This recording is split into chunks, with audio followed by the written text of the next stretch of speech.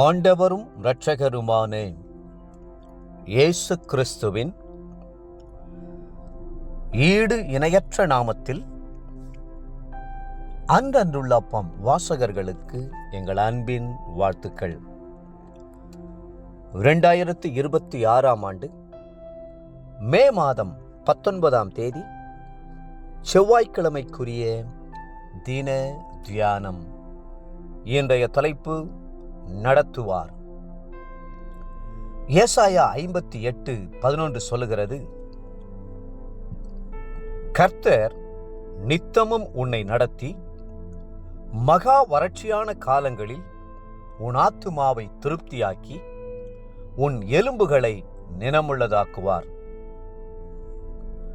எத்தனை புயல் வீசினாலும், எத்தனை பிரச்சனைகள் போராட்டங்கள் வந்தாலும் கர்த்தர் உங்களை வழிநடத்துவார். தினந்தோறும் நடத்துவார்.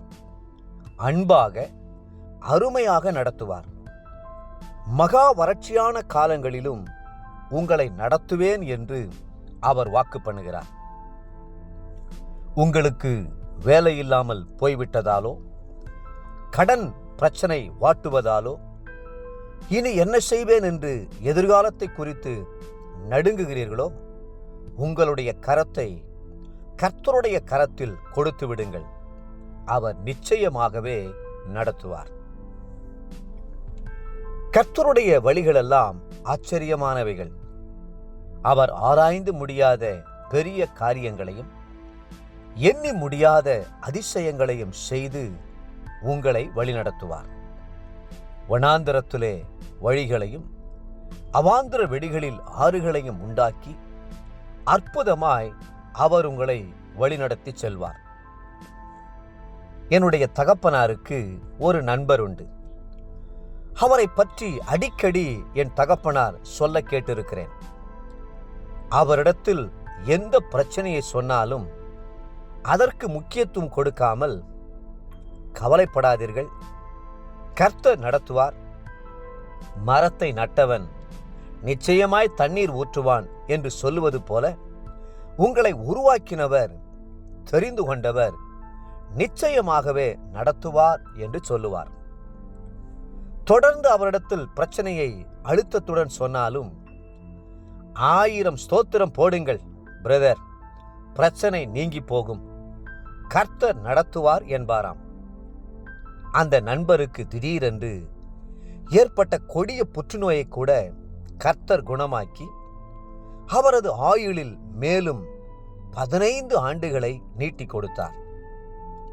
அவருடைய வாழ்க்கையில் கர்த்தர் அவரை அற்புதமாய் வழி நடத்தினதை அறிந்து என் தகப்பனார் தேவனை ஸ்தோத்தரிப்பதுண்டு. இன்னும் ஒரு உதாரணத்தை பாருங்கள்.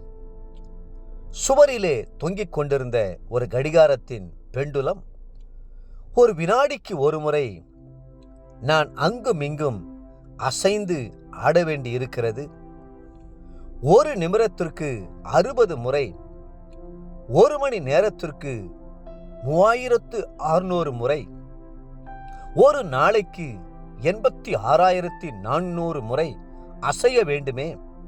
அப்படியானால் ஒரு மாதத்திற்கு, ஒரு வருடத்திற்கு என கணக்கிட்டு இயக்க பெருமூச்சு விட்டு சோர்ந்து போனது.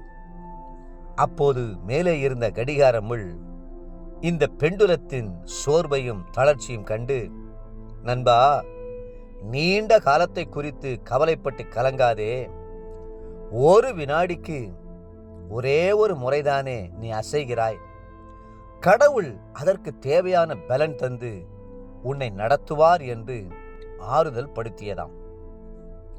தேவப்பிள்ளைகளே, உங்களுடைய ஒவ்வொரு காலடியையும் கர்த்தர் வழி நடத்துகிறவராய் இருக்கிறார்.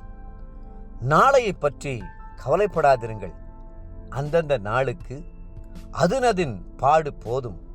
வறட்சியான காலங்கள் வந்தாலும் கர்த்தர் புல்லுள்ள இடங்களுக்கு உங்களை நடத்தி செல்லுவார். அமர்ந்த தண்ணீர்கள் அண்டையில் நடத்துவார். இன்றைய நினைவிற்கு 143ஆம் சங்கீதம் 10ஆம் வசனம். உம்முடைய நல்ல ஆவி என்னை செம்மையான வழியிலே நடத்துவாராக. இன்றைய வேத வாசிப்பு காலை 1 நாளாகமம் 7, 8 மற்றும் 9 அதிகாரங்கள். மாலை யோவான் 6 அதிகாரம் 22 44 வசனம் முடிய. அன்புக்குரிய அன்றன்றுள்ளப்பம் வாசகர்களே, மீண்டும் உங்களை வாழ்த்துகிறோம். கவலைப்படாதிருங்கள், கர்த்தர் நித்தமும் உங்களை நடத்துவார். கர்த்தர்தாமே உங்களை ஆசீர்வதித்து மென்மேலும் உயர்த்துவாராக. ஆமென்.